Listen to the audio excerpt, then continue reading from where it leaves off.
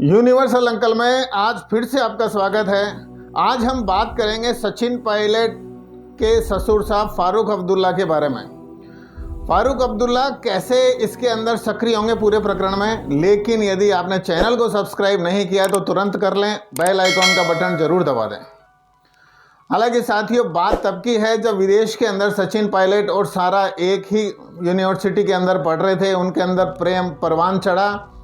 शादी की जब बातचीत चली तो सबसे पहले फारूक अब्दुल्ला साहब ने मना कर दिया।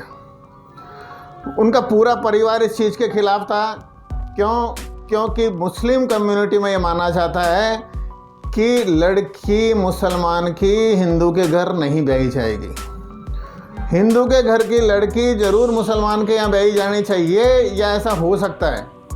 और इसी वाक़ये के अंदर चूँकि मुस्लिम वोट बैंक फारूक अब्दुल्ला साहब का था कश्मीर में, तो वे शादी के लगातार खिलाफ भी थे।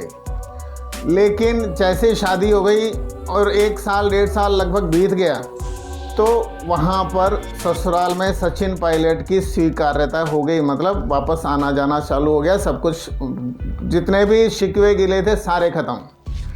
अब जो पिछले 3 साल से 5 साल से राजस्थान के अंदर एपिसोड चल रहा है, सचिन पायलट सीएम नहीं बने, उप मुख्यमंत्री बने, वो ठीक था, सियासत है। लेकिन उप मुख्यमंत्री बनने के बाद में केवल पद मिला, जिम्मेदारी मिली, लेकिन अधिकार नहीं मिले। और उसके चलते जब मानेसर के अंदर सचिन पायलट साहब ने अपने विधायकों के साथ मीटिंग की, जिसको बगावत का नाम दे दिया बहुत गलत तरीके से, और आज 3 साल के लगभग हो गए सचिन पायलट को बिल्कुल अलग थलग पटक रखा था। हालांकि सचिन पायलट अपने दम पे बहुत कुछ करेंगे, लेकिन धीरे धीरे उनके ससुराल में भी सुगबुगाहट चालू होने लग गई।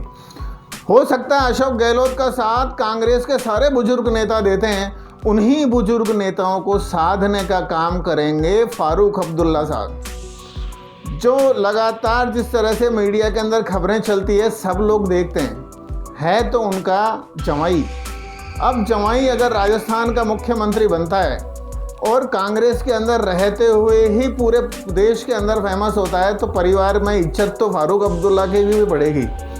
इसलिए कांग्रेस के जितने भी बुजुर्ग नेता हैं, वो फारूक अब्दुल्ला साहब 1 बाय 1 सबसे मीटिंग करके और इस तरह का माहौल बनाएंगे, सक्रिय रूप से मीडिया के सामने भी नहीं आएंगे, कि सचिन पायलट जब अगली बार इस तरह के जब भी कोई कार्यक्रम हो, नेक्स्ट चुनाव हो, तो सारे के सारे अधिकार सचिन पायलट को मिल सके।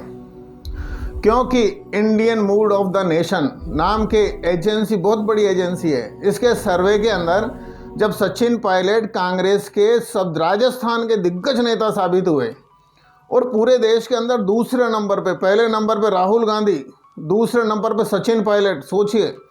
मतलब कांग्रेस के अंदर मल्लिकार्जुन खड़गे भी है, वो ये अशोक गहलोत भी हैं, अलग दूसरे राज्यों के सीएम भी है, कमलनाथ भी है, और कर्नाटक के नेता भी हैं। लेकिन इन तमाम नेताओं को पीछे छोड़ते हुए सचिन पायलट बिल्कुल 2 नंबर के नेता बने। ये उनके ससुराल वालों को भी पता है, ये फारूक अब्दुल्ला साहब को भी पता है कि जब इतने पॉपुलर नेता हैं तो उन्हें वो वजन क्यों नहीं मिल रहा। और वो जो वजन नहीं मिल रहा, उसके पीछे यदि साजिश है, उसके प्रति यदि घाघ राजनेता हैं, तो उन घाघ राजनेताओं में फारूक अब्दुल्ला साहब भी अपने इलाके के घाघ बिल्कुल राजनेता हैं। और उनको सब कुछ समझ में आता है। जब कश्मीर के अंदर 3 डिवाइडेशन भी हो गई, धारा 370 हटा दी गई, उस समय थोड़ी सी सुगबुगाहट भी हुई, लेकिन बाद में उपकार ग्रुप बनाने का काम पूरे के पूरे कश्मीर के सारे राजनीतिक दलों को साथ लेकर काम करने जो किया अब्दुल्ला साहब ने, अब उनकी वो ही रणनीति दिल्ली के अंदर भी देखी जाएगी कि किस तरह से 1 बाय 1 कुछ नेताओं से मिलना, फिर धीरे धीरे माहौल बनाना, और आखिरकार चुनाव आते आते आप देख लीजिएगा कि किस तरह से सचिन पायलट को खोई हुई इज्जत ही नहीं मिलेगी, बल्कि पूरे राजस्थान के अंदर उनके छत्रछाया के अंदर सब काम होंगे।